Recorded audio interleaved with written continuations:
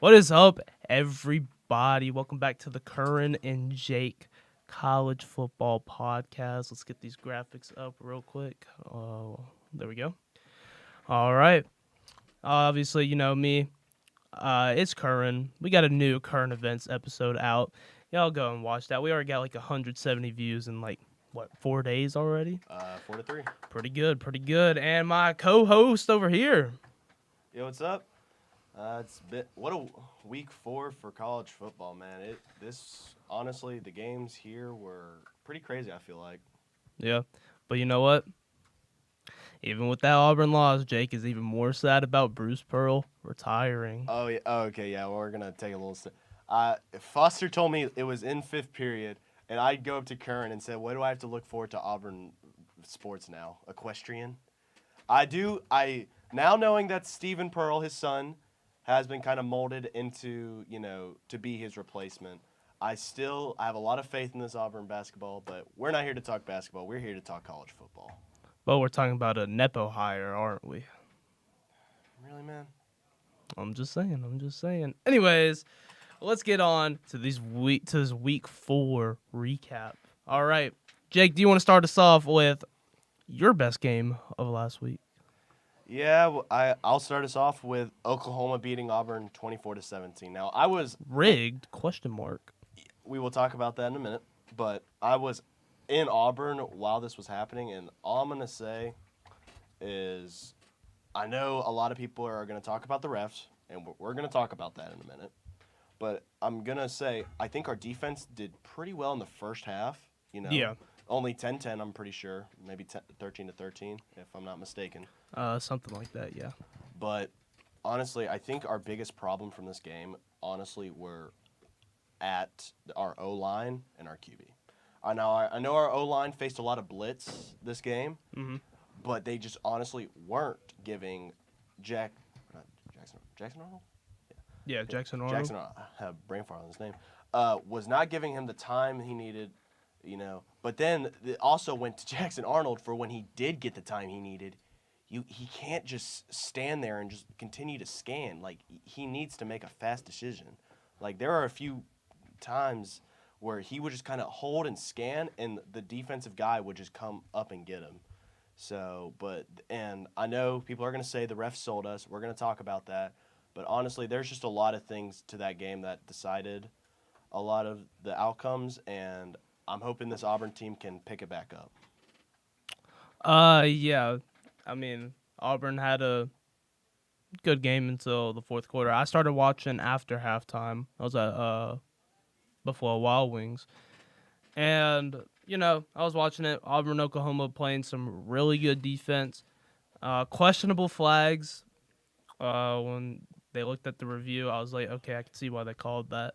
And then some questionable plays that didn't get flags. Yeah, and then Auburn's defense lets John Mateer run in the end zone.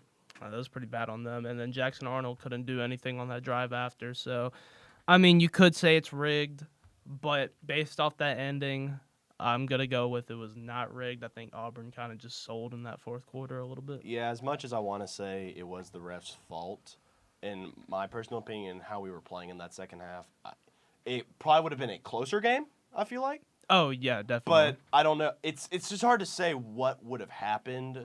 Because you can always say, that kind of goes for any game, that you can always make the, what would have happened if so-and-so got called or didn't get called. Yeah, I think that run by John Mateer into the end zone, if Auburn just could have held them on that drive, that game would have definitely went into overtime. Or maybe, Jackson Arnold does, I don't know, something crazy in that last drive, but I don't think. But the penalty yards were capable. Insane. Like, doing research, Auburn had 99 penalty yards, and Oklahoma had 85, so almost 200 in total. That is crazy. Got to get them penalties down, guys. Mm-hmm. All right, another, we'll say, okay game. Miami beats Florida 26-7. I'm really just surprised that they got 7, honestly. Yeah, I mean, Miami, what are you doing? They're now number 2. They passed up Penn State. Yeah, I know, finally. After this, okay, I know it's Florida, it's an SEC team, but still, you're a top 3 team, and this is a sorry, bummy Florida team, and you only put 26 on them. They were kind of struggling in that middle, like the second quarter, kind of. They were kind of struggling. Though, granted, it was kind of, you could make the argument it was sloppy weather, but that's no excuse. That's what that's what you call football weather. You're in the swamp. You know the weather's going to be bad. I mean, I don't know what else to say. But going on, LSU being was that Southeastern Louisiana 50-60-10. Yeah, that's what I honestly expected. I mean, this LSU team has been really dominant, and Garrett Nussmeier. Oh, still my top pick for a Heisman contender. Yeah, he's definitely top 2 for me. Who's in your second then, or who are your 2? John Mateer from Oklahoma. Okay, yeah, that's fair. He's been lining it up. He's actually been really good.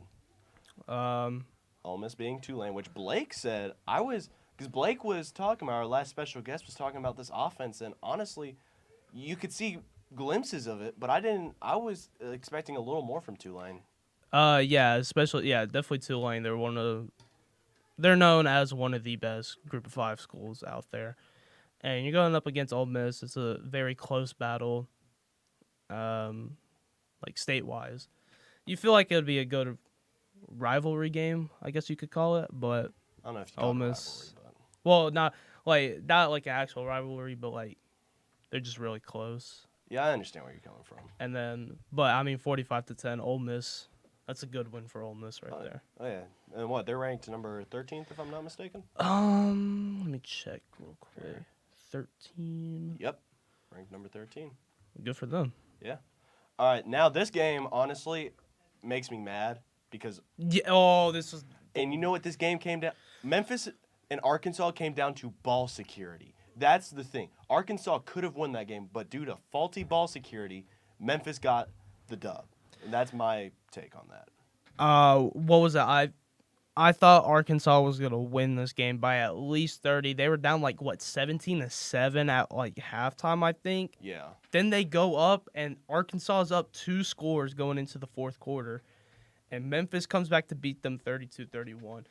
This is ridiculous, Arkansas. I don't like. We praised Arkansas for being a dominant team. I was like, yeah, okay, it's Arkansas. They got off to a rough start, but this is still this could be a solid SEC team this year, and they need this is a good win over Memphis, but Arkansas just likes to prove us wrong every year. Well, it's also and our coaches at Pelham have told us winning when you win it usually creates a streak. So, but now they've lost twice in a row. Yeah. Does this make a streak for them of losing? Oh yeah, if you win 2, you get a winning streak. If you lose 2, you start a losing streak. I mean, but hey, who knows? We'll see how they prove in week 5. Yeah, I don't know. This is rough for them. This is a rough spot to be in. Speaking of rough spots to be in, Syracuse beating Clemson. Hold on, let me pull up this fraud alert real quick because this is insane. Clemson. We have a lot to talk about this game. Clemson on the ultimate downfall. You losing to Georgia Tech last week, losing to Syracuse this week. Here's what I'm gonna say. The loss to LSU, understandable. Yeah, that's understandable. The almost loss to Troy, not understandable, but you still got the dub. I'll give him that. The loss to Georgia Tech, you shouldn't have lost, but I will give you the benefit of the doubt. Because it was close. And it was a literal last-second field goal, if I'm not mistaken. And Haynes King has been that guy for 2 years now. Now, this loss, they came out. I did not. They came out slow. Honestly, they looked like they didn't even want to be there, honestly. Yeah. And also, I'm sorry, but sorry, Dabo Swinney, but you comparing this to your natty team, it's not. Oh, I'm sorry, I mean, Cade Klubnik. Oh, he is. I don't know. I had him. He's fallen from our graces. I've seen mock drafts for him, and he was like, oh, yeah, he's definitely a top 5 pick. Him and Nussmeier are best 2 quarterbacks to get drafted. I've seen people sliding him down to the 5th round already. And they didn't. I don't even think Clemson had a lead this game at all. Oh, probably not. Because I remember at halftime it was maybe 21-7.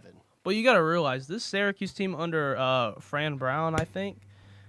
I mean, he is turning this team into something we've never seen before. I mean, we haven't seen Syracuse relevant to anything since 2003 when Carmelo Anthony won a national title for them in basketball. You know, it's funny. Our coaches at Pelham showed us a video about Syracuse. He apparently makes them write down a why. Like, why do you do this? And what's interesting in their practice, if you do not go full speed, here's what he'll ask you. Are you sick? Or is something going at home? Then why are you not going full speed? And that's the kind of coaching you need in college football. I think he won best new coach of the year last year, and that was completely understandable. I mean, he's reviving the Syracuse football team. It's made me rewatch some of their old games now and like thinking I'm surprised that we did not pick up on this sooner at the beginning of the year. I know after they beat Miami, Yeah, to let Clemson in the ACC championship. I mean, that was a huge win for them last year, and now they get another huge win this year. I mean, maybe I don't think this year they'll make it, but maybe in like a year or two, we could see them in the playoffs. I don't know. It's still, like I said, we're only in week 5 now, and we still got plenty of college football. But I'm interested to see on how the Syracuse team goes. I think the trick now is to continue this momentum and not get overconfident. Oh yeah, I mean, that coach, he is definitely too humble to get overconfident in that team. I mean, he makes them run after winning home games. Exactly. That is insane coaching. But I mean, hey, it's getting working. the job done. It's working. Going on to Tennessee and UAB, expected, but I wish. Oh, actually, I thought this said 14, not 24. UAB, okay. Yeah, I mean, exceeded expectations for me. I thought that game kind of hit home for us, I guess, since we're close to UAB, in Birmingham. You want to see UAB win, especially over Tennessee.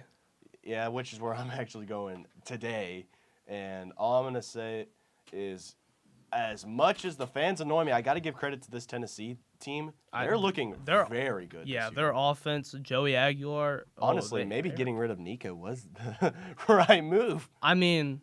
He made the playoffs with Tennessee last year. I know. It's not like Nico was a bad quarterback last year. No, he was a good quarterback. I think their defense, but they also had Dylan Sampson running the ball most of the time. So you gotta think about that. But he probably feels like a fool going to UCLA now. Oh, definitely. I don't even know. They're still They still haven't won a game? Nope. What? Oh my! Yeah, keep that fraud alert on there, bro. Yeah, I'll check. Nico. Fraud alert for everybody. Nico at 1, Clemson at 2. All right, guys. It's like that. It's crazy because he was talking all this stuff, Yeah. wanting more pay, and now you are 0-3. You fool. Oh, yeah, definitely. I'm not afraid to say that. All right, then we have Florida State coming back from a bye week to demolish Kent State. Man, what a game. 66-10. I watched the highlights on it, and I'm still just a little bit inch. Because I was thinking, honestly, with Florida State, as I feel like when you have a bye week can honestly kind of determine whether you go slow or faster after definitely. it. And because they had theirs so early. Oh, they had theirs really early. I know, so I was honestly a little nervous for this Florida State. I was like, how do you come in after a bye week after... You also got to take into account it's Kent State. They're like a bottom 5 team in That's fair. FBS. That's fair, but still, 66-10 is pretty impressive. 66-10 is a great win for this. This Florida State offense has been cooking. We have been shocked ever since week 1. This Florida State team could win the ACC this year. Honestly, yeah, with Clemson being how it is. With Clemson down. I mean, yeah, Miami at 2 right now, but Miami's not looking like Miami from last year. Yeah, and especially after Florida, where I honestly expected a little bit more. I'm a little concerned. But I do Syracuse on the rise as well. This has been an interesting 4 weeks. Exactly. I think the ACC championship, Miami's definitely gonna be in there. Miami's gonna have one conference loss, and that might be Florida State, maybe Syracuse.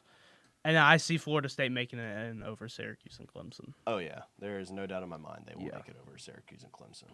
Maybe Georgia Tech goes on a run and makes it. Okay, definitely not. Let's not get ahead of ourselves on that. All right. Texas beating Sam Houston State 55-0. Now this is what I expect out of a Texas team. Exactly, their defense handles stuff, but this Sam Houston State team, it's a Group of 5 school. You're expected to win in above fashion. Yeah. But hey, Arch Manning getting the job done, 55 points. He actually looked like a quarterback this game. That's pretty good for him. I know. Yeah, like so far we've kind of just been talking about how we've not been impressed, but I'm going to give him to him this game. I was impressed. This is what I honestly a little bit expected when we were getting told of how good he was going to be. Yeah. I mean, forgot what I was going to say. Yeah, good win for Texas, but let's move on. Notre Dame and Purdue. Notre Dame 0-2 going into this game, still ranked. Finally, And 1-2. They moved up 2 spots for beating Purdue. Honestly, here's my thing. I don't think Notre Dame should be ranked, honestly. Notre Dame should not be ranked at all. I think they could be close, but so far, and it's not even just that they only have one win.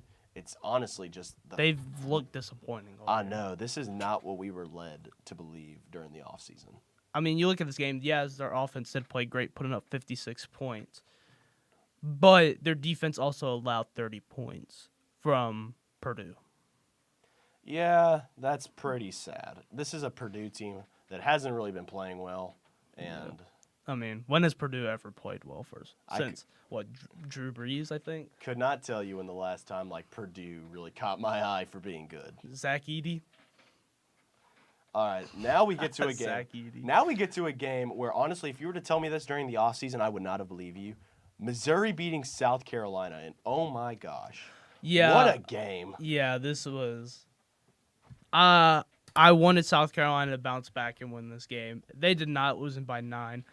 But, I mean, hey, Missouri has been on a tear this year, and, they are not getting recognized for that. They had a crazy comeback against Kansas. Now they beat South Carolina. I mean, this Missouri team, I don't know their full record. I don't know if they have a loss. I don't think they do. But I think if they don't have a loss, I feel like they should be ranked. I'm pretty sure they are ranked, but also... Oh, they are? Yeah, I'm pretty sure. But also, it does make me wonder, what is South Carolina doing, honestly? Ooh, yeah, Missouri is number 20. Yeah. Okay, good for them. What is South Carolina? What is going on there? I honestly could... It's crazy because you lost last week, which blew us away. Now you lose to Missouri, which... Well, okay. Yeah, after the start of the season, I expected Missouri to beat South Carolina. Really? Well, their huge win over Kansas really gave me that. South Carolina hasn't proven anything to us yet. They've honestly so far they've either played average or way below average. Yeah, way below average. Yeah. I mean, I don't know. Is it Shane Beamer? Is it Lenore Sellers? I don't really think it's Lenore Sellers. Is honestly. it what's his name? Nick Harbor? Because he hasn't done anything all season. He was hyped up as one of the best wide receivers coming into this year. Pretty sure he's underperformed in every game so far. Yeah, every game he has definitely underperformed. I mean, he's the fastest wide receiver in college football. Exactly. And he is not doing great at all. And honestly, I don't even think they're really utilizing him to the best of his abilities. Exactly. They have the assets there. They're just not using them. I feel like right now it is probably Lenore Sellers right now, not really doing anything. But I also think that's because Shane Beamer does not know how to coach Lenore Sellers. Because if you remember, Lenore Sellers came in halfway through the season due to an injury last year and balled out in 3 games. And I saw those 3 games. I was like, yes, he's going to be that guy next season. And he has not been that guy this year. Yeah. But now to a game that just fills me with so much smiles. Vanderbilt beating Georgia State 70-21. Oh God! Oh my! I didn't pay attention to this game. I didn't watch this game, but when I looked up how much they won, I just smiled I'm just now seeing the score for the first time. 70-21. What? Georgia State, what are you doing? You gotta admit, makes you feel so happy that Vanderbilt. This does not make me happy, bro. Bama has to play Vandy next week. Well, guess what? Kalen DeBoer better make sure y'all are prepared, because if not, I expect we're not gonna be prepared for that, bro. Wow, you gotta admit, you would not think Vandy. like Georgia State beat Vandy last year. I know. They beat them, and now they're putting 70 on them. That is what a turnaround. I would not have guessed Vandy would be the team to score above 70. Or even get 70. I would be, honestly, I would have been shocked if you were to tell me a few years ago they scored 49. But now they beat Georgia. Now, Georgia State is 1-3. So, yeah, they should have won. But 70-21. What a blowout, dude. Golly, bro. I can't wait for Pavia to get out of there. Yeah, he ain't getting that 7th year of eligibility. Bro, I'm so tired of these, 7th year guys, bro. It doesn't... Just go to your law firm already. Go do your car commercials. Get a job. You're not making the league, bro. You're 26 playing college ball. Just put the fries in the bag. Hang the cleats up. Go get a car and a camera, bro. You're doing car commercials for the rest of your life.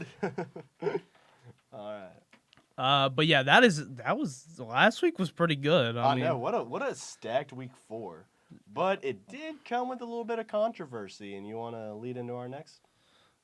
Controversy. Yeah, with the officials for Oklahoma and Auburn. Oh, we talked about that already. Yeah, we did. Yeah. We were discussing I thought we were going to go more in depth on it. Oh, I mean, we kind of just went into all the depth on that. I mean, there's nothing else to talk about. We talked about everything that happened in that game. All right. Let's go on to week 5, man. I'm hyped for this week. Bama at Georgia. Let's talk about that first. What a stacked. That's going to be the game of the weekend, honestly. It might be game of the year. Last year it was game. You can't lie. It was game of the year last year. Either that or Georgia Tech, Georgia, Auburn, A&M. Yeah. Okay. Something like that. That's fair. But this is at Athens in a blackout. Now we do remember when Georgia first did the blackout jerseys. We remember how that ended with Alabama getting the dub. Yeah, but that was what? Well, that was years ago. Long time, over 20 years ago. But it's still interesting just to think about that, though. Yeah, I mean. But honestly, if you were to ask me, I hate both these teams as an Auburn fan, but it's going to be an interesting game because if Alabama plays well, they have the capability to put a great fight in a good game. Yeah. But if they don't do well, they will lose bad. And honestly, even if Georgia plays mediocre, they're still a well enough team to probably get the dub on this. Oh, yeah. But because we saw that, I don't want to say they played mediocre against Tennessee. They actually didn't play really horrible. But they wasn't to where I was expecting. Yeah. But I am interested to see the outcome of this game. I mean, yeah, Tennessee's offense has been lighting it up this year. Georgia's defense is struggling a little bit against that. But their offense has done really well, I feel like. All right. And also just, I think Kirby Smart, I think will have a great game plan for this. And honestly, the outcome, if you were to ask me who I think is going to win this, I could not tell you the outcome. I can't, even as a Bama fan, I don't know who's going to win this because last year, Jalen Milroe and Ryan Williams cooked Georgia. And then the defense sold the second half. And Ryan Williams with the greatest play of last season. Oh, I know which one. Oh, what a catch. Oh, what spin move. I'm an Auburn fan, and I have to admit that was a phenomenal catch. Yeah, that was. But, I mean, we didn't see much of Ryan Williams after that game. We haven't seen much of Ryan. Okay, Ryan Williams did play really good against Wisconsin. I mean, yeah. But this is a really bad Wisconsin team we were playing that had some luck getting some points. Yeah. And then, but I mean, this is Georgia. This is top of the top. This Georgia right now is probably the best SEC team. I will say, if Kalen DeBoer can get a good win on this game, he might, Alabama fans might ease up on him a little, just saying. Yeah, I mean, yeah, if he beats Georgia 2 years in a row, I mean, people had him after week 1 wanting to win the lottery to buy out his contract and get him out of Tuscaloosa. I love seeing that clip. But if he beats Georgia, people might want to give him a statue for that. All right. Next we have Oregon at Penn State. This game will be a full whiteout game. This game is going to be interesting. With the new special guest of the week. It's Mr. Foster, everybody. right, y'all gonna turn me on, Josh? Don't turn me on. We're going to get Got this. someone breaking into our podcast. Got to come show these guys how it's done. He was at Ole. You're gonna be back at Ole Miss this week, right? We'll be back at Ole Miss for the LSU game. Check me on camera 4. I will be on camera 4 on tomorrow night. Well, yeah, on tomorrow night. So have y'all talked that game yet? No, that is actually next though. But Okay, I'm following y'all's lead. Y'all got me for a couple of minutes here. Yeah. With this, So Oregon happy to and join y'all. I think Penn State has been a very dominant team. I know the teams they've been playing, have been honestly just easy wins for them. But I think Drew Maller's going to show up this game. Dual threat quarterback. I think he's going to dominate this game. But ultimately, I am interested to see how Oregon's defense does because I feel like Penn State's offense is going to be really explosive if they play this game right. Oh yeah, definitely. I mean, we've seen Drew Hour this year. He's gonna play good in this game for sure. We sure about that? We sure about that? Yeah, he is. I mean, Oregon looks unstoppable right now, right? So this one to me is like one of those early games in the season where you kind of are able to define both teams. I just always feel like Penn State is fool's gold. James Franklin, I like him. He did a really good job at Vanderbilt. But I just don't know. I think I kind of like Oregon here. But it is one where you can kind of redefine Penn State if they're able to pull it out. That stadium pulse is going to be crazy. Stadium pulse yeah. will be, but if you're down 20, it doesn't matter. Is this the whiteout game? Whiteout game. Whiteout man. game. All right. Well, I asked Georgia how it is when we do the blackout, the whiteout. Yeah. And I heard y'all talking about that. I don't know, man. I think people are sleeping on Alabama as much as I, as an Auburn fan, want to say that, Bama's done. I just don't see it. There's too much talent there, but they're bad on the road, so that one's going to be interesting. Oh, yeah. But, yeah, give me Oregon. Give me Oregon. I'm going to go with Penn State. I think I'm gonna take Penn State as well. I think this is a Drew Hour legacy game. Mm-hmm. What kind of legacy is that? They're about to see Dante's peak. I feel like if Drew Hour wins this game, he's trying to win this game to boost his draft stock. That's what I feel like he's going for. I think he just hopefully try to win it for his team. Yeah, probably. That part too. Yeah, that's probably comes first before anything. But then we have LSU at Ole Miss, and this is going to be a big SEC game. Yeah, well, I mean, you got that Mississippi-Louisiana rivalry going on there. Well, this is the Ole Miss, the number 1 ranked in SEC right now, going against LSU, the number 2 ranked in the SEC right now. So this will be number 1 ranked in what offense? We're talking offense or just? We're talking about just in the SEC rankings right now. Who are these? Oh, Yeah, I know. We're very early. They got that win over Kentucky. Yeah, but this will be like. So this will be my 3rd time doing Ole Miss. So I did the Georgia State, and I also did the game last week. With Tulane. They made Tulane look pedestrian, and I think the question with Ole Miss is, going forward, is it Austin Simmons, or are we gonna, is it gonna be Chambliss? So watching him last week, this dude can flat out ball.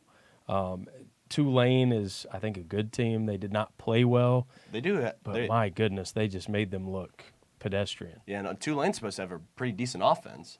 And they looked horrible. Exactly. I mean, so Ole Miss, a lot of questions about the defense, a lot of questions about LSU's offense. I'm not sure about LSU. Like, the Clemson win? Like, what are we taking from that? That's fair. But after that, they've played pretty good, I feel like, after that Clemson. Well, I mean, they won the Clemson game, so it's a win. It's not like they played bad, but who'd they play? Who'd they play? Tell me who they played. Southeastern Louisiana. That's fair. So, I mean, there's just, again, this is one you kind of define where both these teams are. I hate to say it, and maybe this is the bias of being in Oxford for the 3rd out of 5 weeks now, but I don't know, man. I just really like where Lane Kiffin is. I think he's matured as a coach. He kind of knows his identity. He knows what kind of team he wants to have, and every quarterback that plays for them looks great. Mm-hmm. And this kid looks really, really good. Cool story. I kind of like Ole Miss, and I won't say like big, but I think they handle LSU at home. Yeah, it is going to be, I feel like, a very close game. And honestly, you are right. I think if Ole Miss's defense plays well, they might have LSU's offense in a chokehold. So honestly, give me Ole Miss if they play well. Yeah, I do think it'll be a really good game. And again, this is one where early season you kind of define where both these teams are. Very similar to a lot of these games. Great Saturday. It's a Yeah. great Yeah. Saturday again. Yeah, it's going to be awesome. Curran, what do you got? LSU or Ole Miss? It's pretty tough to say. I'm gonna give it to Ole Miss. I feel like that home advantage is Yeah. gonna barely push them over. 3 for 3. Ole Miss. Let's hope Ole Miss wins. So you're telling me LSU's going to win now? All of us pick Ole Miss. Now, probably a game me and Foster are going to be interested about. Auburn at Texas A&M. And we remember last year, after, almost 2 overtimes us winning? Yeah. So I'm interested to see how this year will play out. What do you think, Curran?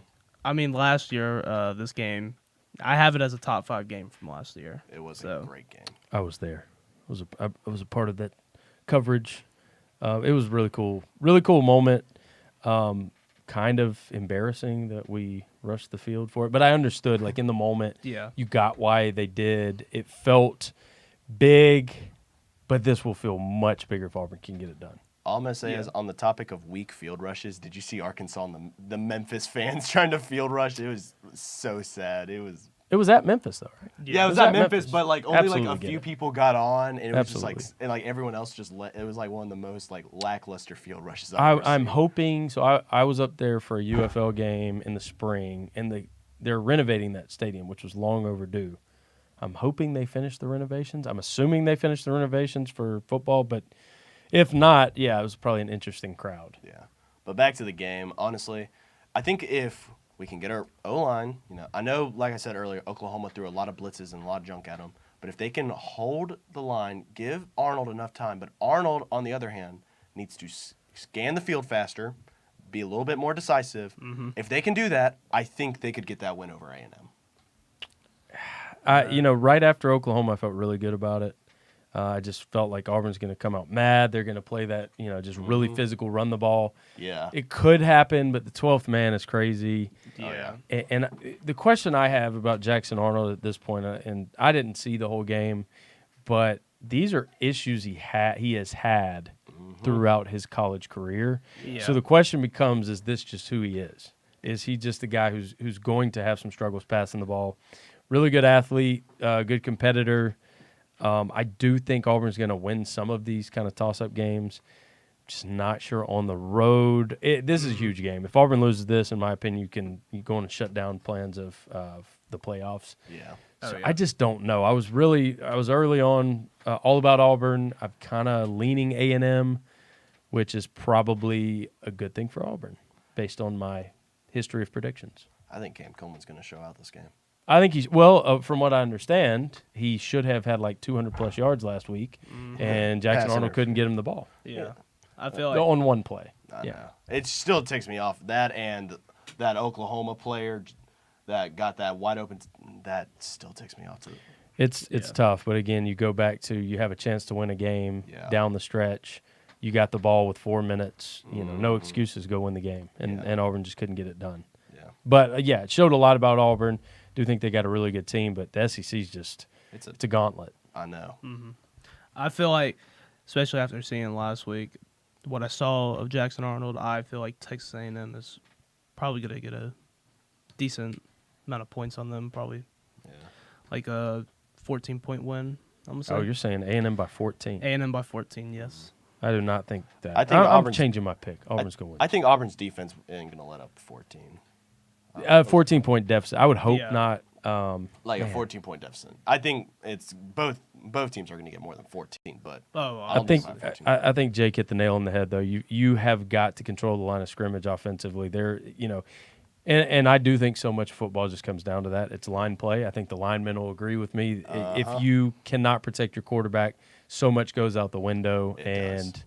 And in that hostile environment, that's where it starts. That's where it ends. If Auburn can win the battle up front, I think they win the game.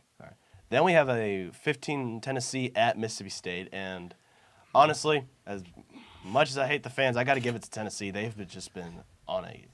I know the loss to Georgia sucked, but honestly, I think they are easily going to get this over Mississippi State. Now, Mississippi State could, like they showed with Arizona State, surprise us, but I just think Tennessee's just the more dominant team. I think I'm looking in this camera, and I think the people should know who I'm looking at.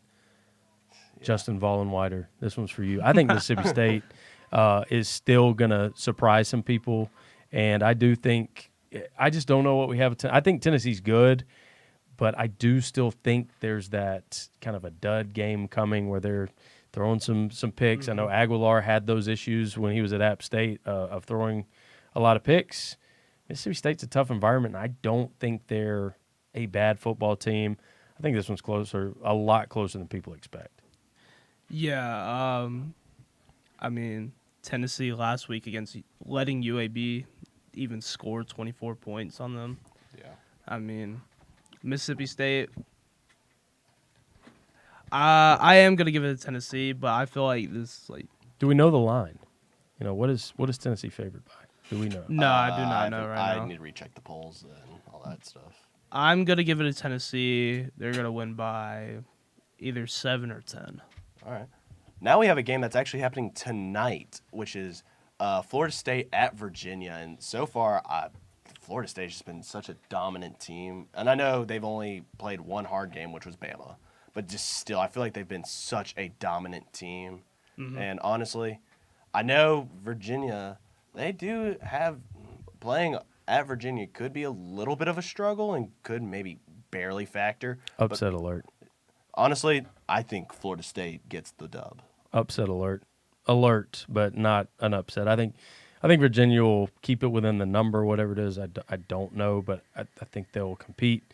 But yeah, it's just one of these tough road games that everybody's going to deal with. Mm-hmm. That I think Virginia will give them some trouble. But yeah, I don't see Virginia winning outright. Oh yeah, not at all. No.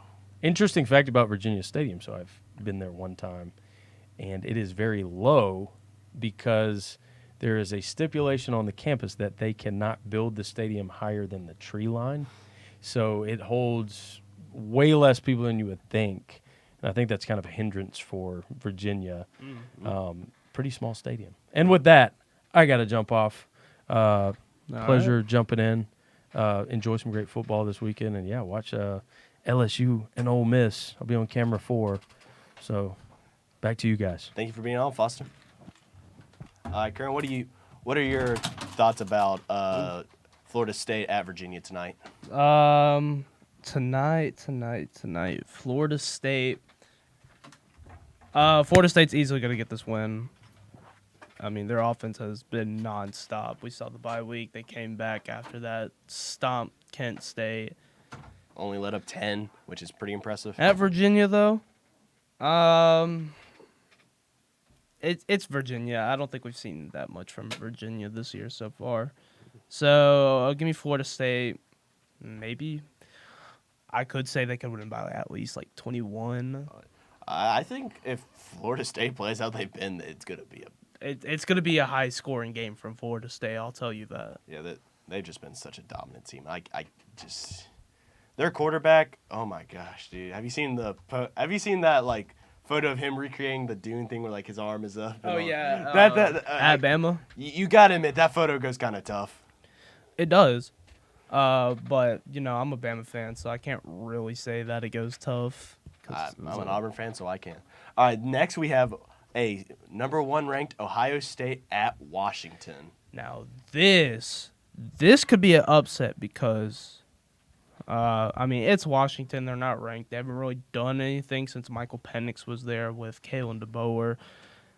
But, I mean, Ohio State at Washington, you feel like Washington could barely win this game. I feel like they could barely win this game. Honestly, yeah. Like, I don't know. There's just something that... It's like a feeling almost. You just have the slightest feeling that Washington can somehow upset the number 1 ranked team in the nation.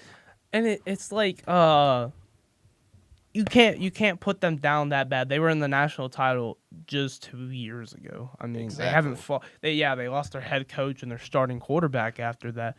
But I mean, this is still a decent Washington team. And I feel like Ohio State, you had your struggles with I'm going to say a mid-Texas team, a mid to below average Texas team so far. You had struggles with them. This Washington team, they could pull a surprise off. I mean, hey, it's either going to be probably them or Michigan. But Michigan ain't till a while. Michigan's probably going to be Ohio State this year. All right. But either way. All right. Next, we got another SEC game, Kentucky at South Carolina. Now, this will be an interesting game because South Carolina not been playing real well. But they at home. So, get that little bit of home field advantage. But Kentucky, after Ole Miss, has been playing pretty decently. So, honestly, I want to say South Carolina it would be the smart pick. But honestly, after these last two games, I might go with Kentucky. You said Kentucky at South Carolina, right? Yeah. Sorry about that. We just had a little announcement thing happen. Man, I wish this was at Kroger Field, bro. I'll be telling. As y'all know, last year one of my lines was, them fans at Kroger Field, they go hard. They do not go hard at all, bro. They do Have you not. Have you seen that sorry crowd at Kroger Field? It's pretty sorry. They get more people out to the horse races than for football. I mean, ever since Will Levis ate that jar of mayonnaise on camera, bro, them Kentucky fans been hiding in the caves, bro. They've been hiding in those caves there, or they switched up to Louisville, but. I mean, it is at South Carolina. At South Carolina, I don't know. These South Carolina fans could, get that stadium pulse up, but with the way South Carolina's been playing, though, what do you think?